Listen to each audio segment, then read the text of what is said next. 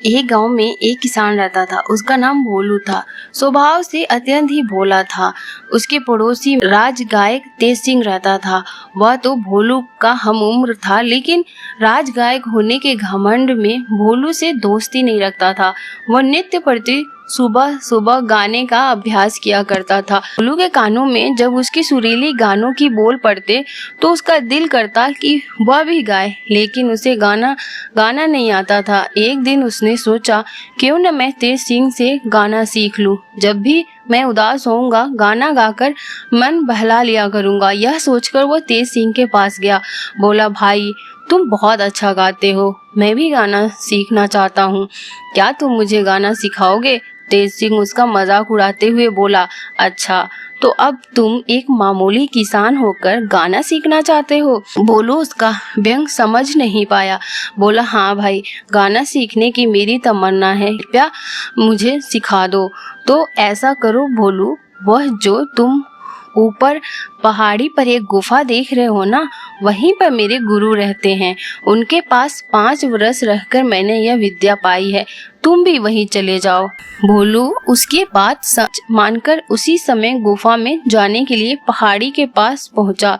ऊपर जाने का कोई रास्ता नहीं था। भोलू झाड़ियों के बीच से रास्ता बनाता हुआ सीधी चढ़ाई चढ़ता हुआ बड़ी मुश्किल से ऊपर पहुंचा। सामने गुफा थी। वह गुफा में चला गया। चारों तरफ अंधेरा फैला हुआ था, कुछ दिखाई नहीं दे रहा था। भोलू आवाज लगाने लगा, गुरुजी, गुरुजी। भोलू ने बार बार आवाज लगाई, लेकिन गुफा में से कोई नहीं बोला। भोलू परेशान हो गया। उसने फिर आवाज लगाई, कोई है जो मुझे गाना सिखाएगा? अभी अचानक गुफा में एक रोशनी फैल गई। यह देखकर भोलू बहुत ही आश्चर्यचकित हुआ और उसने यह भी देखा कि सफेद रंग के वस्त्र पहने और हाथ में वीणा लिए एक दिव्य स्त्री उनके सामने खड़ी है। भोलू से कुछ बोलते नहीं बना।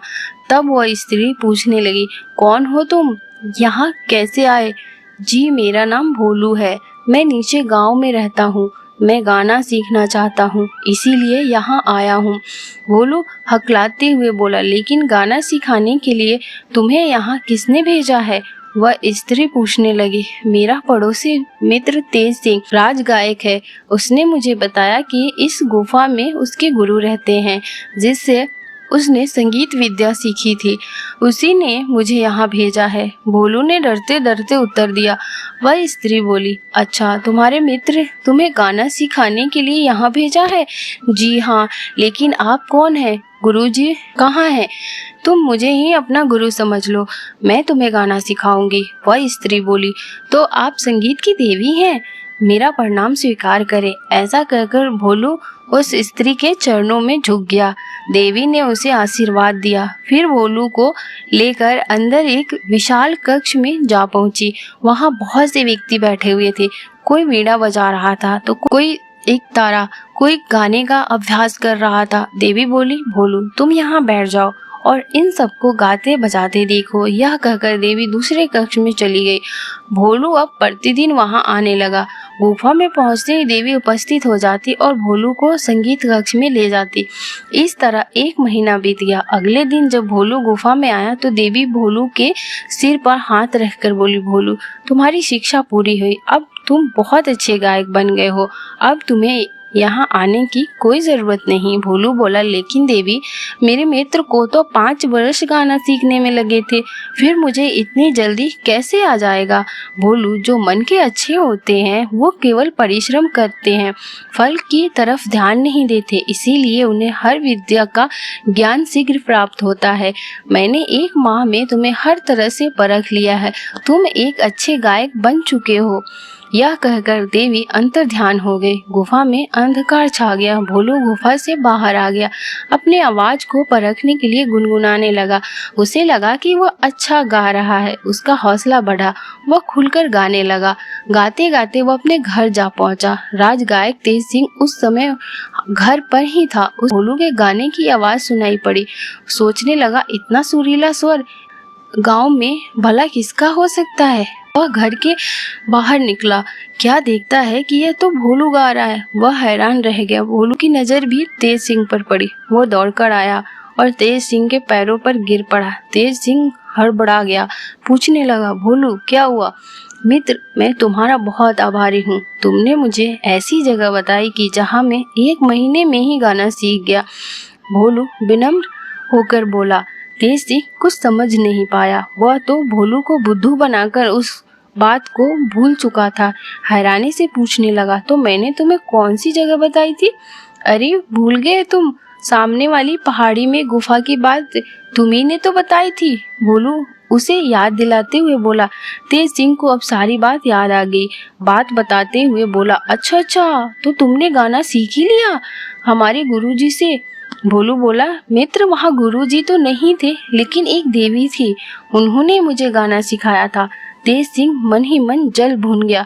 उसने तो वहाँ की गुफा की बात की थी, लेकिन यह तो वहीं से गाना सीख कर आ गया, वह भी इतना अच्छा। वह कुछ बोल नहीं सका और अपने घर के अंदर चला गया। अब भोलू प्रतिदिन सुबह अभ्यास करने लगा। तेज सिंह को उसकी मधुर आवाज के आगे अपनी आवाज फीकी लगने लगी। उसे लगा कि यदि भोलू कहीं राजा के पास पहुंच गया तो राजा उसे ही राज गायक बना लेंगे। यह सोचा, क्यों न मैं अगली सुबह में जाकर देवी का आशीर्वाद ले आऊं। यह सोचकर वह पहाड़ी की ओर चल दिया। ऊपर गुफा में पहुंचकर तेज सिंह ने आवाज लगाई, संगीत की देवी, मैं गाना सीखना चाहता हूँ। देवी प्रकट हो गई, पूछने लगी, कौन हो तुम? मेरा नाम तेज सिंह है। मेरे पड़ोसी मित्र भोलू ने मुझे यहाँ भेजा है। वैसे तो मैं राज गायक हूँ, लेकिन मैं भी अपने गाने में भोलू जैसी मधुरता लाना चाहता हूँ। आप मेरी आवाज को भी वैसे ही मीठा बना दीजिए। तेज सिंह जल्दी से बोला। देवी समझ गई कि तेज सिंह वही है जिसने भोलू को धोखा दिया था। वो बोली, तेज सिंह, तुम्हारी आवाज में तो भोलू जैसी मिठास आ ही नहीं सकती। तुम्हारे मन में तो छल कपट भरा हुआ है। मन साफ हो तभी आवाज भी मधुर होती है। तुम्हें तो मैं भोलू को धोखा देने के अपराध में दंड देती हूँ कि जो संगीत तुमने इतने वर्ष लगाकर मेहनत से सीखा वो भी तुम भूल जाओ। यह कहकर देवी अदृश्य हो गई। तेज सिंह घबराकर गुफा से बाहर आ गया। उसने गला खखार कर गाना चाहा, लेकिन यह क्या, उससे गाया ही नहीं जा रहा था। एकदम बेसुरी आवाज निकल रही थी। वह रोता हुआ भोलू के पास पहुंचा, उसे सारी बात बताई। बोला, भोलू, मैं अपने किए पर बहुत शर्मिंदा हूँ, कृपया मुझे माफ कर दो। अरे दोस्ती में कैसी माफी हम चलकर देवी से मांगते हैं, वो बहुत दयालु है, अवश्य माफ कर देंगी। चलो उठो, वही चलते हैं। भोलू बोला। वे दोनों फिर गुफा में पहुंच गए। तभी देवी उपस्थित हो गई। पूछने लगी, कहो भोलू, कैसे आना हुआ? देवी को प्रणाम कर भोलू बोला, देवी, मेरे मित्र को माफ कर दो, उसे उसकी मधुर आवाज लौटा दो। लेकिन भोलू, इसने तुम्हें बुद्धू बनाया था। भोलू ने बोला, लेकिन अब ये अपने किए पे पछता रहा है। अच्छा, तुम कहते हो तो मैं इसकी आवाज वापस कर देती हूँ। यह कहते हुए देवी ने तेज सिंह के सिर पर हाथ रखा। बोली, तेज सिंह, विद्या बांटने से बढ़ती है, छिपाने से और धोखा देने से घटती है। ये बात हमेशा याद रखना। जी कहते हुए तेज सिंह देवी के चरणों में झुक गया। दोनों मित्र गुफा से बाहर आ गए। तेज सिंह गाने लगा। अब उसकी आवाज अत्यंत सुरीली हो गई थी। वो बहुत खुश था। भोलू से बोला, भोलू, तुम्हारे कारण मेरी आवाज मुझे वापस मिल गई। मैं तुम्हारा एहसानमंद हूँ। मैं तुम्हें कल ही राज दरबार में ले चलूंगा। अब तुम राज गायक बनकर मान सम्मान पाना। मैं कहीं और चला जाऊंगा। भोलू बोला, मित्र, मैंने राज गायक बनने के लिए गाना नहीं सीखा। मैं तो केवल अपने मन की खुशी के लिए गाना सीखना चाहता था। मैं तो एक किसान हूँ, खेती बाड़ी में ही मेरा मन रमता है। राज गायक तो तुम ही हो और तुम ही रहोगे।